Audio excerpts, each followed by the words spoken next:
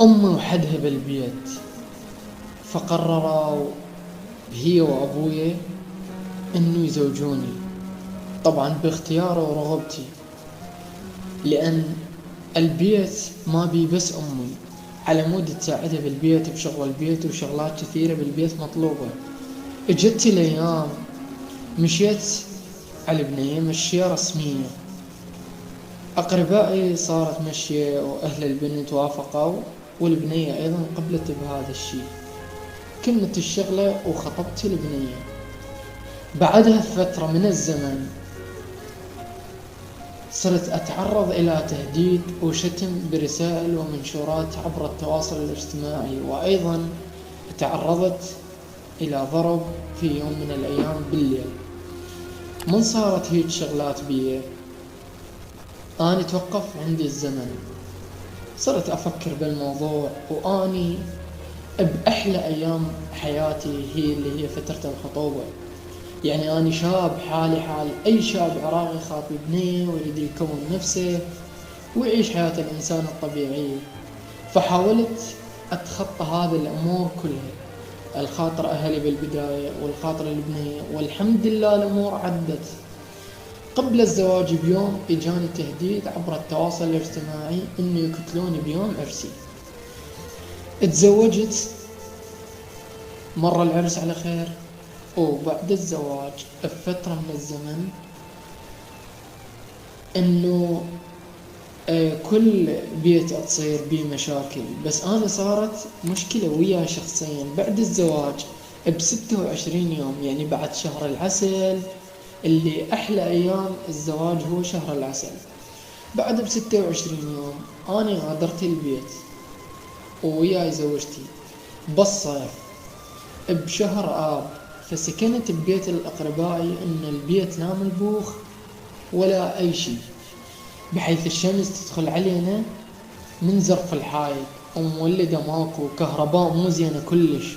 تعرفون احنا بالعراق تريد تنام ما تقدر من شدة الحر، وهذا الشيء أدى إلى البكاء من الطرفين. قلت لها لازم نلقى حل لهذا الموضوع، بعدنا بداية عمرنا، وقلت لها أوديك لأهلك وأنا أروح أشتغل لفلان محافظة ما نذكر اسمها لما نشوف الله ايش كاتب لنا. جيتها بكل الأمور ورفضت، فأدت الأمور أنه لازم تروح لأهلها ونضحي. بقينا طبعا بالبيت ما يقارب 22 يوم، شفنا حار وقهر ودموع واكتئاب، وأنا ما متعود لهذا الشيء أبدا. فراحت البنية البيت أهلها، وأنا طلعت المحافظة عراقية ما أذكر اسمها. قبل لا أروح بيوم البنية يم أهلها انتحرت، أخذت سم، صار عندي ضغط نفسي ما أعرف شو أسوي، بحيث الدنيا وقفت. رحت للمستشفى، البنية ميتة من شفتها منتهية فرد مرة تعبانة، بيني يعني صارت مشاكل بالمستشفى مع أشخاص يعني أنا وياهم، صارت نقلوها لغير مستشفى، والسبب إنه البنية منتحرة بسببي.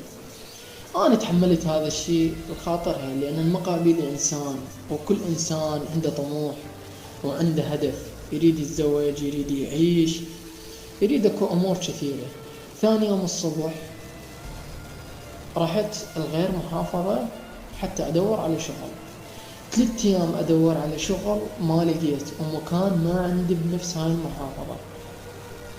صرت أبات يومية بقرب حاوية مال وسخ، وتليفوني ومستمسكاتي أخليهن بكيس وأذبهن بالحاوية، وأفز على طلعت الشمس من شدة الحر، على مود التليفون والمستمسكات ما ينباقن. أنا بهذا الوقت ما شبعان نوم، بس لازم أفز، لازم أروح أدور شغل.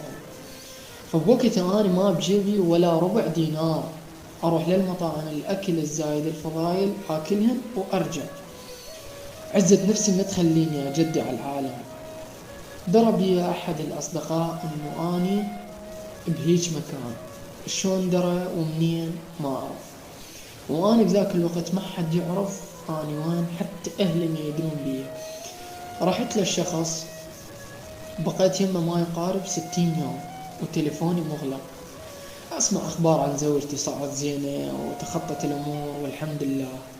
صاروا أهلها يطلبون الطلاق من يمي، وكل فترة ينطوني مهلة إذا ما حل المشاكل اللي حدثت إنه لازم نفترق. والمشاكل اللي صارت أكبر من عمري، لأن أنا الشخص اللي حدثت وياي المشاكل ما قدرت أتخطاها. فالشخص اللي هددني برسائل أخوانها يعرفوني وما يقبلون يشهدون وياي بالمحكمة.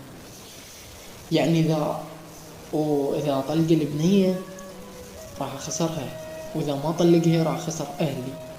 شنو السبب؟ إنه أخوانها يعرفون وما يشهدون وياي.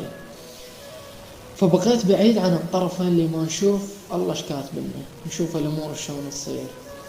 بعد مرور 60 يوم حليت المشاكل بصعوبة جدا طبعا.